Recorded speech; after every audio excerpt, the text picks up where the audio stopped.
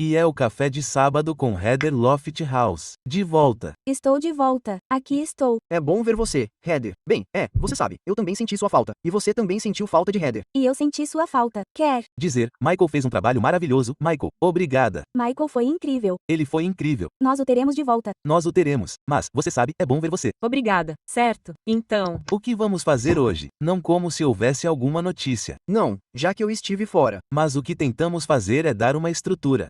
Você sabe, para que todo mundo possa receber as notícias. Mas o que isso significa? E você está indo para uma conversa casual sobre notícias. O que isso significa? A guerra no Irã. Sim, vamos falar sobre isso, por favor. Ponto. Quem está aconselhando Trump? Se alguém. Certo. o que vai acontecer com os preços do petróleo?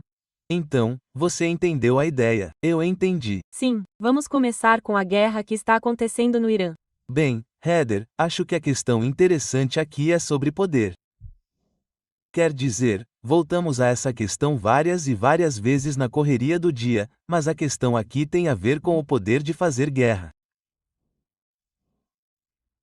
Você conhece Donald Trump, como ele fez em relação à imigração e também às tarifas e a todos os aspectos de sua administração. Ele basicamente tomou o poder. Ele presume que tem o poder. Ele declara uma emergência. Esse é o modus operandi dele. Mas o fato é que há anos há uma luta sobre o poder de fazer guerra do presidente para fazer tudo sozinho. O presidente pode realmente fazer uma guerra, ir à guerra, levar os Estados Unidos à guerra sozinho? Congresso existe para fazer alguma coisa. Congresso supostamente tem uma lei de poderes de guerra. Tradicionalmente, há muita resistência do Congresso sobre isso. E, agora, esta semana, não dos democratas, os líderes do Partido Democrata, mas de algumas pessoas do Partido Democrata, não apenas Bernie Sanders, mas outros estão dizendo: temos que ter uma resolução sobre poderes de guerra.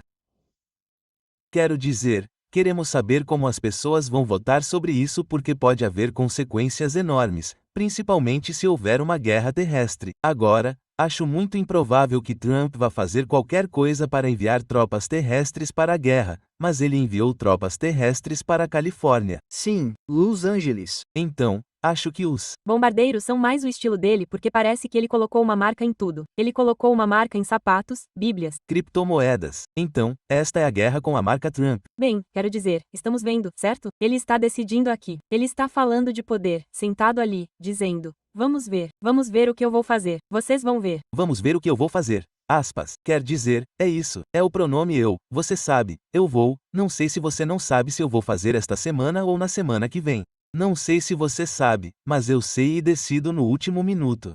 Não vou te dizer ainda. Isso é ditadura 101. E você sabe os custos de qualquer guerra, em termos de seres humanos, em termos do tesouro de uma nação, em termos da quantidade você sabe, as guerras saem do controle.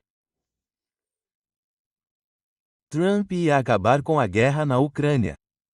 Trump ia nos tirar de todos os tipos de complicações estrangeiras, e ele está nos envolvendo mais, e é interessante, Heather, sobre essa guerra em particular. Em relação ao Irã, não há como chegar às instalações de enriquecimento iranianas, que ficam bem no subsolo. Quer dizer, pode ser, pelo que sabemos, a menos de 1 quilômetro, a menos que você tenha bombas enormes. Certo, e isso é intencional. Li um ótimo artigo no New York Times que descreveu bem. E os Estados Unidos têm, nem está claro se temos capacidade para chegar lá. Pode ser irônico que a única maneira de chegar lá seja com comandos, e Israel sabe fazer esse tipo de coisa. Mas, para os Estados Unidos, usar esse tipo de armamento, esse tipo de guerra, esse tipo de bombardeio é algo muito, muito importante. Ponto. É algo enorme. E então ele afirma que saberemos em 2 semanas. Mas quem diabos o está aconselhando? Quer dizer, o que Trump sabe sobre política externa? Ele não sabe nada sobre política externa. Mas, na verdade, deveria haver um Conselho de Segurança Nacional que o aconselha. Agora, a maior parte desse Conselho de Segurança Nacional já foi demitida. E Isso é porque Laura Loomer disse: Eu não gosto de algumas dessas pessoas. E o ex-Marco Rubio concordou com ela. Sim, e esses são os profissionais. Os profissionais que lhe dão conselhos. Tulsi Gabbard deveria dar a ele um briefing de segurança nacional toda semana, ou pelo menos quem quer que fosse o presidente. Essa é a posição dela. Ela é da segurança nacional, tipo inteligência. Mas ele não tem recebido isso. Bem, ele não quer, ele não gosta dos briefings. Ele não Quer ser informado. Muito tempo, tudo. Bem, ela também estava reclamando que ele não fica parado para esses briefings. Ela não se concentra. Então, ela ia fazer uma espécie de apresentação da Fox News. Isso foi ótimo. Como precisamos pensar sobre como ele consome e como ele gosta. Então, vamos trazer um produtor da Fox aqui. Vamos trazer um âncora. Vamos fazer programas de TV para seus briefings diários. E agora ela foi meio que afastada. Quer dizer, ela nem faz parte do Briefing sobre quem não foi afastado. ponto. Bem, Steven Miller 7 não está nesses briefings, até onde sabemos. Sinto, muito. Vamos repetir isso. O chefe, sinto muito. Quem é Pete Head? 7. bem, da última vez que eu disse, ele era o secretário de defesa. Ele não está nos briefings. E Tulsi Gabbard, supostamente a inteligência, não está nos briefings. Não está claro se ele está recebendo alguma informação ou de onde ela está vindo. E isso é o mais assustador, porque o Congresso não está autorizando isso. Não há contribuição do Congresso. Não há ninguém na Casa Branca que conheçamos que esteja realmente lhe dando muitas informações. Ele diz: sabe, farei quando tiver que fazer. E ele até disse, 2 dias atrás, sabe, às vezes tomo essas decisões no último minuto,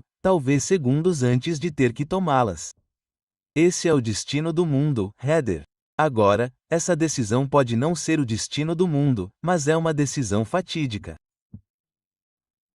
É uma decisão que tem enormes consequências para o Oriente Médio. E o Oriente Médio é um barril de pólvora. Quero dizer, é verdade que o Hezbollah não é mais o que era e o Hamas certamente não é mais o que era.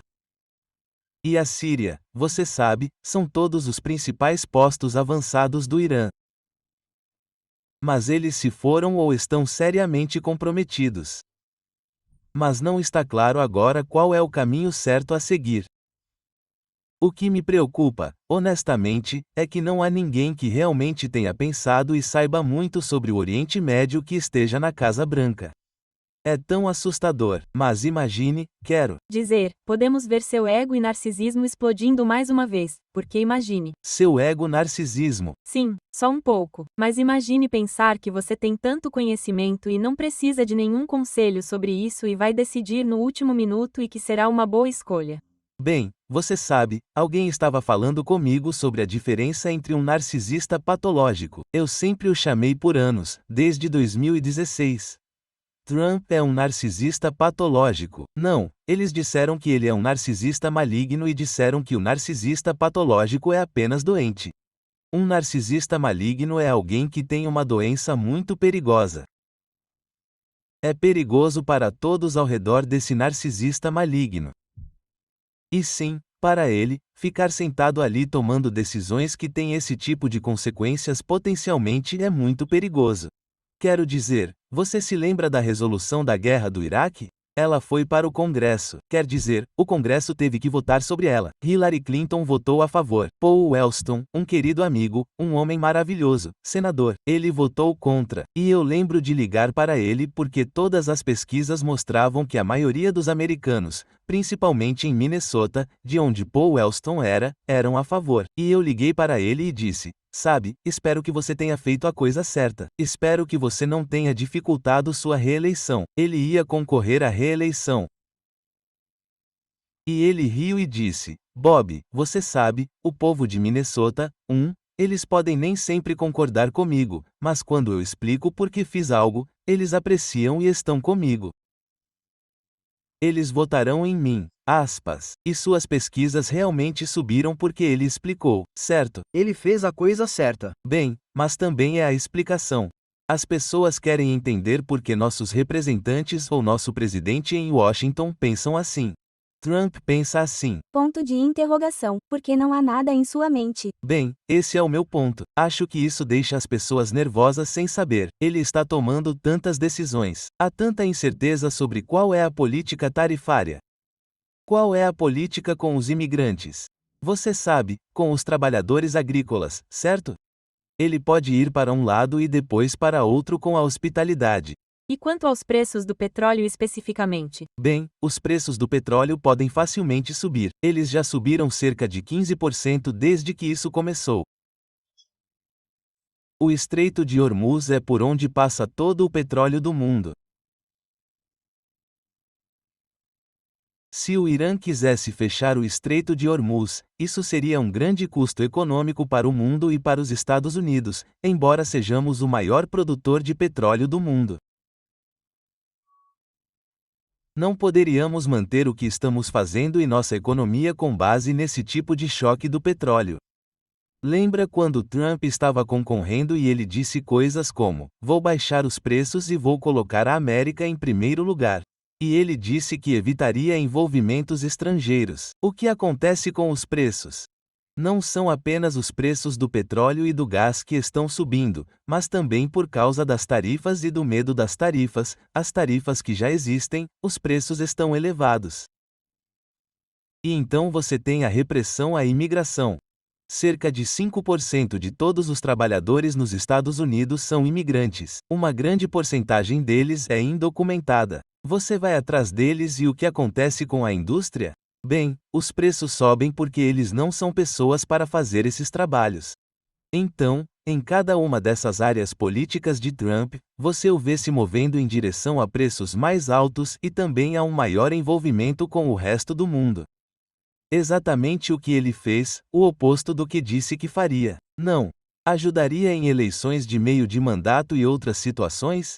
Quero dizer, esse extremo, se os democratas tivessem um porta-voz muito alto, carismático e claro, ajudaria. Não sei quem ou onde é. E a capacidade de atenção dos Estados Unidos é bem pequena agora. Na verdade, sempre foi curta, mas especialmente agora no mundo Trump. E Trump desvia, sabe? Se ele se mete em confusão, ele simplesmente faz outra coisa que é selvagem e talvez mais popular. É isso. Joga na parede. Mas a incerteza é tanta que não sabemos o que o Fed vai fazer. Não sabemos, o Fed está entre a espada e a parede. O Fed está preocupado com a inflação potencial por todos os motivos que acabei de dar, mas também preocupado com uma desaceleração por todos os motivos que acabei de dar. Então, a estagflação, embora John Powell não tenha usado essa palavra esta semana, a estagflação certamente está na mente do Fed e dos governadores do Fed. E não há dúvida de que o Fed é incapaz de se mover. Não sabe se deve aumentar ou diminuir as taxas de juros. Trump, à sua maneira trumpiana, está tentando dizer ao Fed que é melhor reduzir as taxas de juros. Mas veja, isso demonstra sua ignorância sobre o Fed e sobre economia, porque se você tem um chefe do Fed que faz o que Trump quer, os mercados não vão presumir que a inflação estará sob controle. Mas ele também não tem nenhum consultor econômico. Ele não está oficialmente na lista da Casa Branca de quem tem consultores econômicos, mas não tenho nenhuma evidência, Heather, de que ele esteja recebendo algum conselho econômico. Isso é um eufemismo. Quer dizer, ele está assistindo televisão, ele está jogando golfe, ele está cumprindo ordens executivas, você sabe, grandes cerimônias. Ele está nas redes sociais e está fazendo grandes desfiles minúsculos. E ele tem um desfile enorme. O que você acha desse desfile, hein? Achei perfeito. Foi realmente um desfile do Trump. Eu sei, espere, mas antes de continuarmos, porque eu quero falar sobre isso. Então, em termos de incerteza, isso me deixa ansioso, para ser honesto com você, quando os mercados estão ansiosos. Quando olho para os tribunais, tento ver se ele tem poder absoluto. Não tem? Um tribunal inferior disse que sim. Quero dizer, constantemente. Mas esse homem com incerteza, eu sinto que ele sente que ama isso. É melhor. Ele ama a incerteza porque ela constrói seu poder, certo? Porque todo mundo diz: o que ele vai fazer agora? Você sabe. E ele ama a ideia de que as pessoas estão chegando e, você sabe, se curvando e gritando, enviando mensagens de texto e tuitando e todo mundo está em polvorosa olhando para ele e dizendo: você sabe, por favor, senhor presidente, por favor, senhor presidente. Você pode. Não, isso lhe dá mais poder.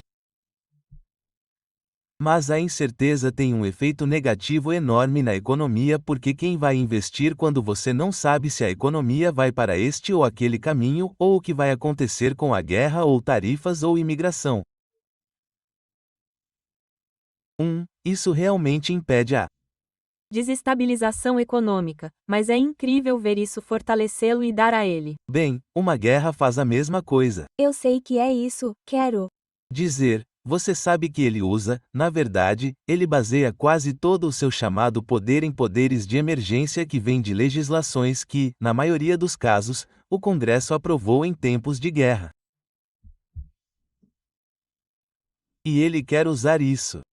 Bem, ele tem usado isso quer tenha havido guerra ou não, e isso é. Sim, então é por isso que Seu ditador é, sim, como você disse, quero dizer, isso só ajuda seu caso de precisar de todo o poder. Exatamente. Assustador. Exatamente. Mas voltando ao seu ponto sobre desvio, porque eu acho que, como estamos focados nesta guerra, não nos concentramos em outras coisas, obviamente, e isso ou ele faz de propósito, provavelmente, mas também inconscientemente. Quer dizer, acho que ele simplesmente faz isso. Ele é como Ele faz isso automaticamente, um circo absolutamente automático. Quer dizer, seu desfile foi meio que um fracasso. Quer dizer, não havia ninguém lá. Quer dizer, havia muito pouca gente. Você viu aquele vídeo? Teve um que o tanque estava rangendo e tinha 3 pessoas, sabe? Era tipo. E ele queria que o Desfile da minha escola, eu acho, tivesse mais público. E ele queria que as tropas fossem muito sérias e parecessem, sabe, ferozes. E claro, eles estavam sorrindo e acenado. Eu sei. E no mesmo dia, quantas pessoas apareceram para o protesto contra o rei? Bem, isso é interessante porque nós pensamos, sabe, logo depois, as estimativas eram de cerca de 3 milhões,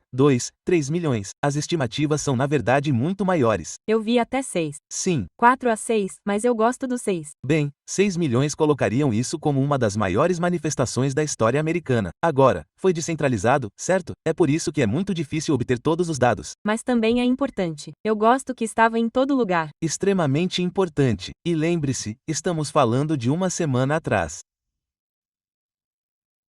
Mas uma semana atrás, em Trump, sabe, o tempo parece um ano atrás, mas teve um efeito nas pessoas. Ah, sim. As pessoas com quem conversei sentiram uma energia renovada, alegria e solidariedade com outras pessoas e sentiram que talvez haja uma possibilidade aqui. Talvez não tenhamos que ficar tão frenéticos e desanimados como estávamos. Ousamos dizer esperança? Acho que podemos dizer esperança. Acho que as pessoas. Acho que foi realmente impressionante como todos fizeram isso e adorei que Indivisível desempenhou um grande papel. Lamento ter perdido Ezra, que estava na semana passada. Ezra fez um ótimo trabalho. Deixe-me dizer mais uma coisa sobre isso. E é que houve uma pesquisa, Erika Chenovich, professora em Harvard, fez algumas pesquisas.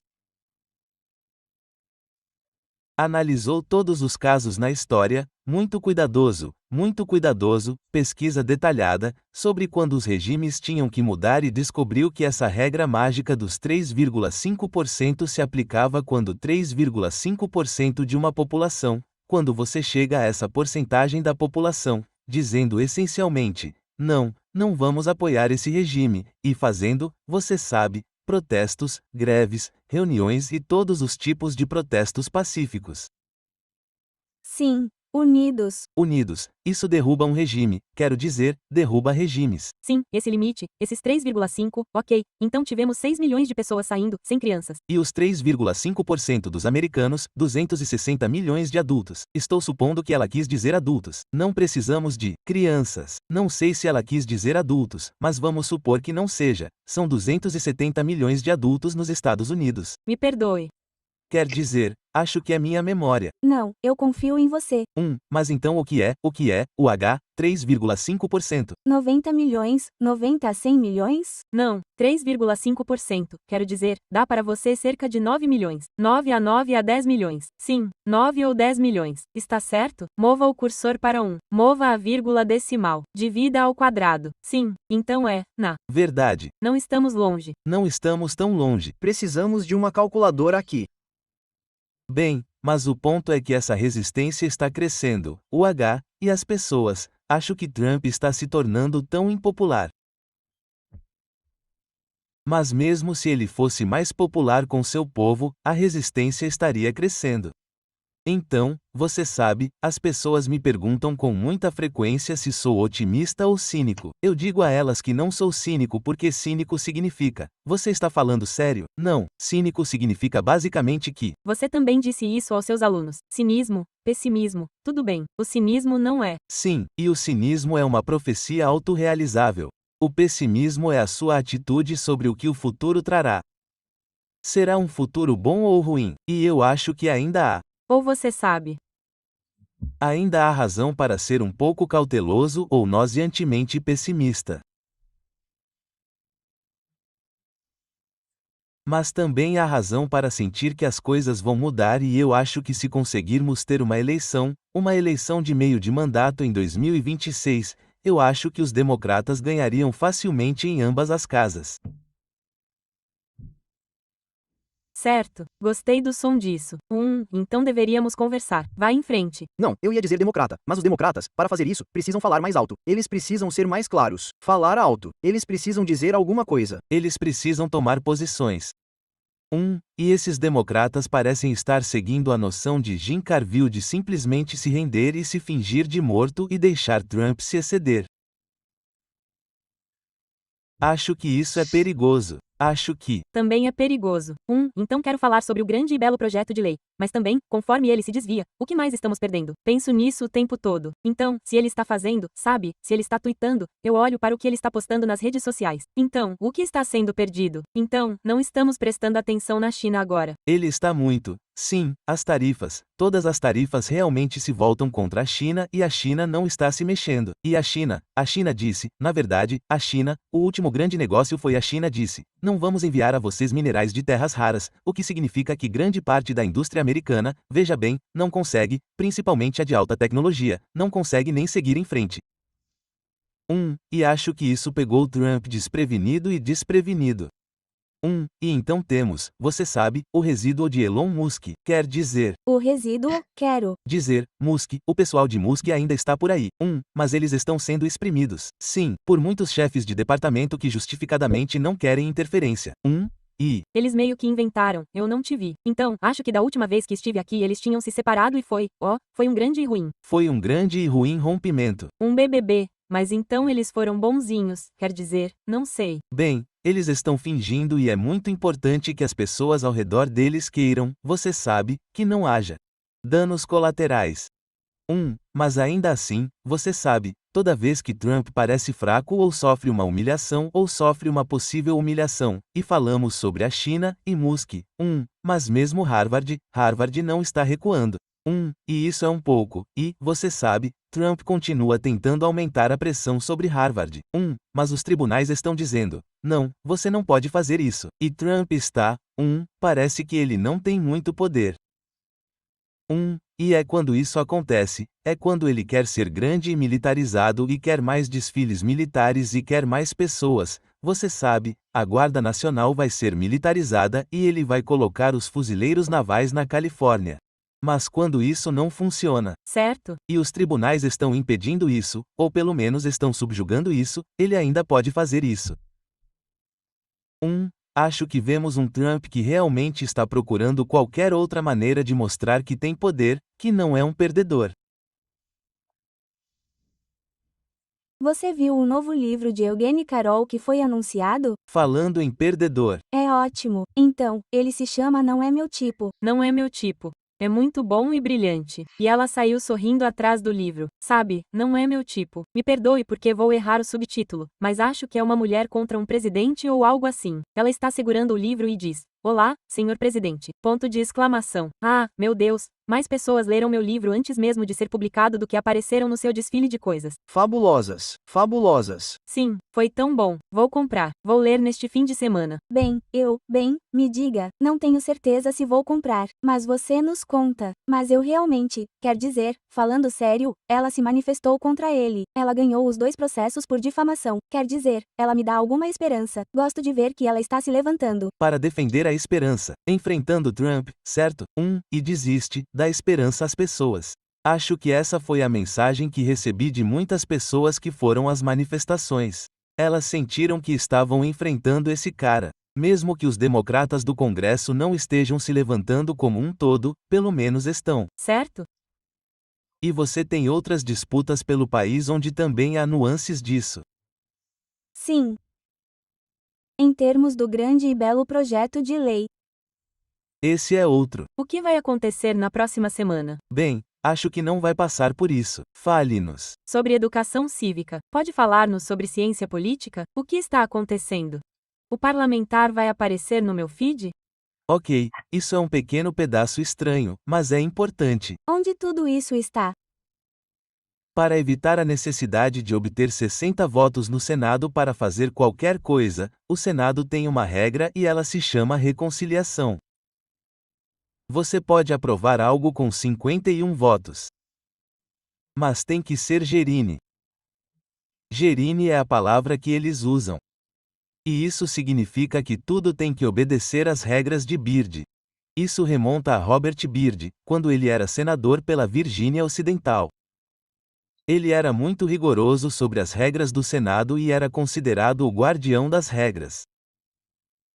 As regras de Byrd exigem que certas coisas sejam feitas. Certas coisas não podem ser germânin. Elas não podem ser aprovadas na reconciliação REC. O parlamentar tem o poder de determinar o que pode ser aprovado e o que não pode. E o que estamos vendo é um pequeno drama em torno disso. O que você acha que Byrd teria pensado de Trump? Acho que Seguir regras fiduciárias. Acho. Byrd teria ficado horrorizado, Dado a ele o Byrd. teria dado a ele pior do que o Byrd. Uau! Mas foi interessante ver e o CBO saiu certo e disse que ficaria bem claro como isso adicionaria. Sim, 2 nacionais, 2,44 trilhões para a dívida nacional. 2,8. Bem, essa foi a revisão. Ah, entendi.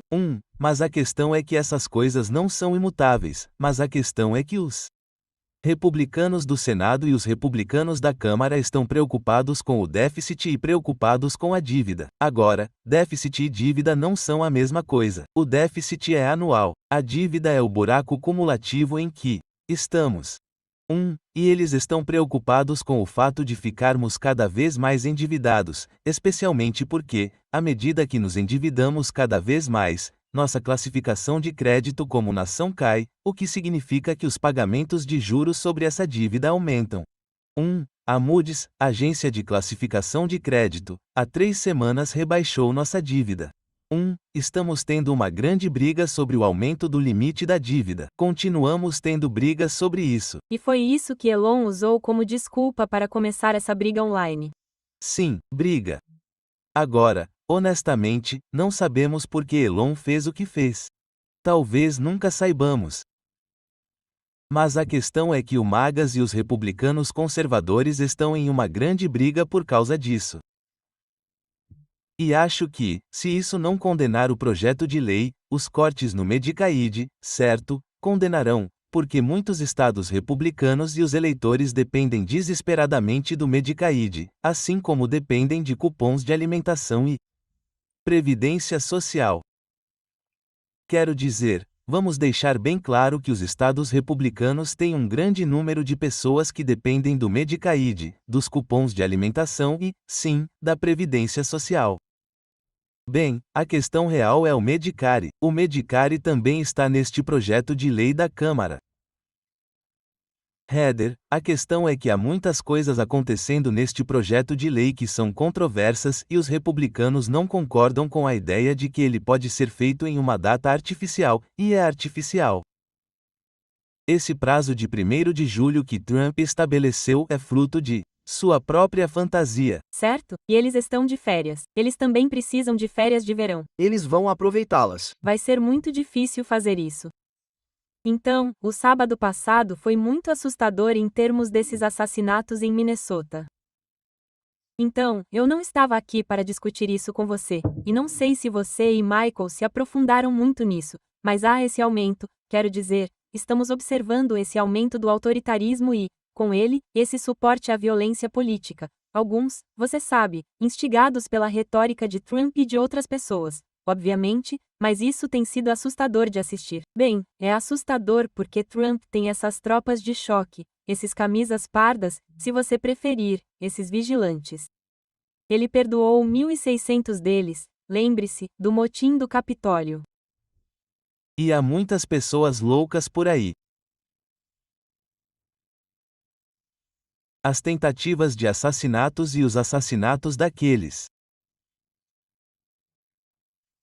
legisladores de Minnesota são realmente o começo, espero que não, mas podem ser o começo de algo muito, muito feio. Já vimos isso no passado também. Quero dizer, lembro que hoje, na verdade, é o 61º aniversário de algo que é doloroso para mim.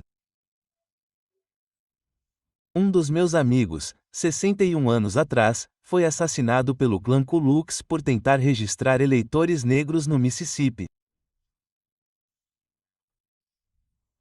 Michael Schwerner, e minha vida mudou quando soube que ele foi morto.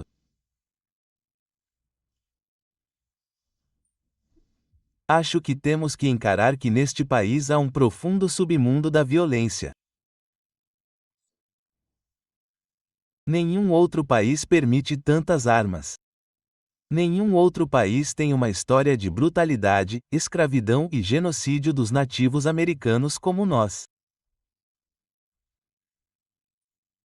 E quando as pessoas ouvem de um presidente ou de importantes políticos que o outro lado é a escória socialista, você sabe que são pessoas horríveis que estão sendo demonizadas. Você está trazendo à tona, você está meio que convidando esse submundo violento e horrível e o submundo da América. É uma preocupação profunda. É tão assustador. E Mickey Schwerner, como você costumava chamá-lo, quer dizer, você o conhecia, certo? Desde os seus dias de ensino fundamental e médio, e ele te protegeu quando você sofreu bullying. Ele protegeu. Bem, você sabe, ele estava nas montanhas Adirônicas durante o verão. Eu o conheci.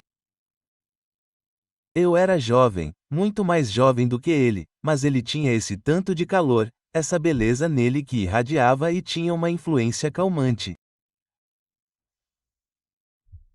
E então a ideia de que ele estava registrando eleitores negros Cruelmente assassinado. cruelmente assassinado. Ele e outros 2 ativistas dos direitos civis, um deles negro e outro branco. Foi um período horrível na história americana. Obviamente, foi pouco antes da Lei dos Direitos Civis ser promulgada.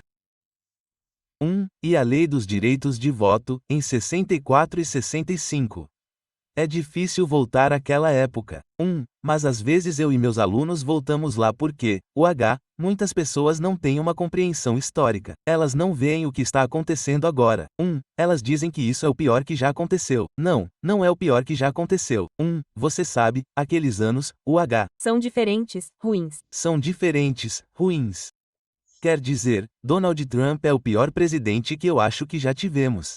Mas houve momentos ruins. Mas muita retórica está sendo normalizada. Mas então, com a TV e os nossos telefones, quer dizer, você tinha as redes sociais e as redes sociais. Você tinha o senador Padilha que foi retirado de uma conferência, sabe, e detido. E então você tinha Brad Lander. E Brandi Lander, quer dizer, até minha neta, ela me escreveu e disse: o que está acontecendo? Quer dizer, ela viu nas redes sociais. Ela viu esse cara que está concorrendo à prefeitura de Nova York sendo maltratado, sabe, maltratado de maneiras brutais. Isso também está se normalizando. Quero dizer, isso é uma espécie de nova onda. E isso é o ICE. Você sabe, a ideia que você tem neste país, um exército eficaz, deixando de lado se eles são federalizados ou não.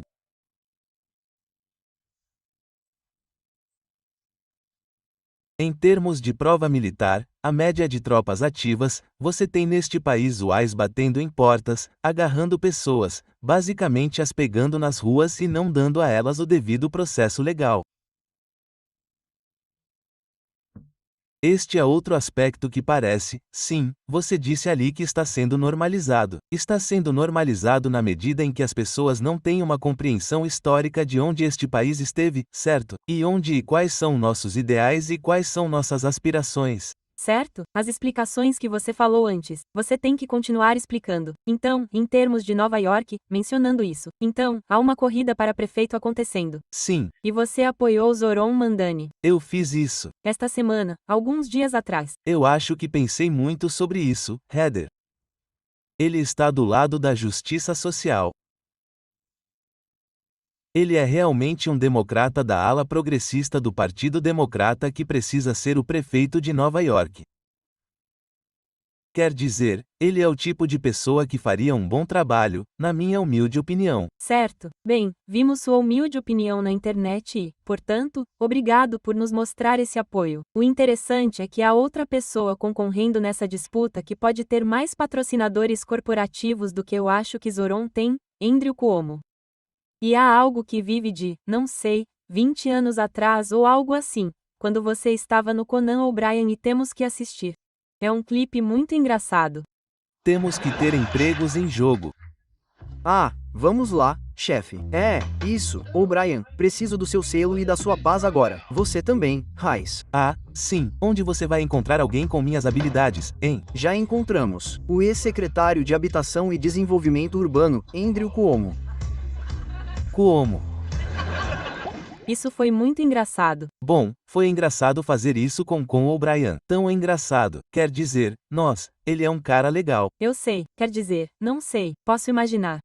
Mas ele é alto demais. Quer dizer, alto demais. Ele é alto demais. Não, quero dizer, no resto. Machuquei meu pescoço quando estava lidando com ele. Mas vocês todos eram muito engraçados juntos. Então é isso. Então, estou animado para ler o livro de Eugene Carroll. Posso dizer isso de novo? Sim, você pode. Estou muito animado. Heather, deixe-me, tenho uma pergunta para você. Você está animado para ler o livro de Eugene Carroll? Ah, estou tão feliz que você perguntou. Estou muito animado.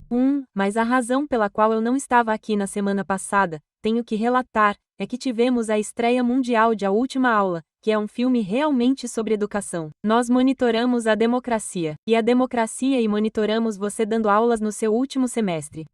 E foi tão especial. Nós esgotamos o cinema e eu só tenho que dizer que isso me lembrou algo parecido com o que você estava dizendo sobre os protestos contra os Reis Magos e as pessoas se unindo em comunidade para lembrar umas às outras que há solidariedade e que há uma luta a ser travada e que elas estão juntas nisso. Eu sinto que um cinema meio que fez isso e esse filme nos uniu. Então, obrigado pela desculpa para fazer isso. E estou animado para poder levar isso para outras pessoas. Então, se você for até o site lastclassfilm.com, você pode se inscrever e nós levaremos o filme para diferentes cinemas em todo o país. Mas é um ponto importante sobre as pessoas se unirem e sentirem a energia, a esperança e a excitação que vem de estar no mesmo lugar, fazendo a mesma coisa em um protesto ou no teatro, ou onde quer que seja, assistindo a algo que é emocionante.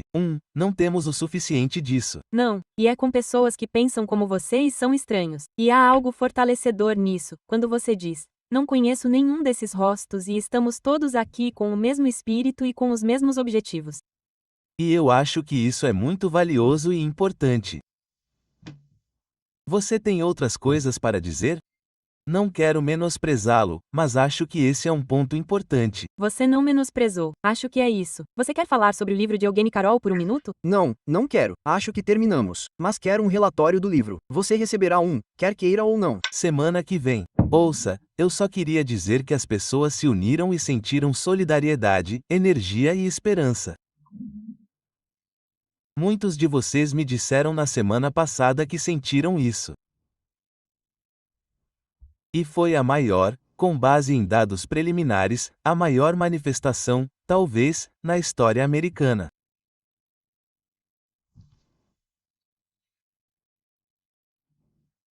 Temos que pensar agora sobre o que vem a seguir, como usamos essa energia, como usamos essa solidariedade para construir o futuro político, para garantir que faremos um trabalho árduo contra Donald Trump em 2026 e para garantir que nunca mais tenhamos esse tipo de fascismo. Muito disso depende de nós. A democracia não é um esporte para espectadores e esse é realmente o propósito subjacente do que estamos fazendo aqui.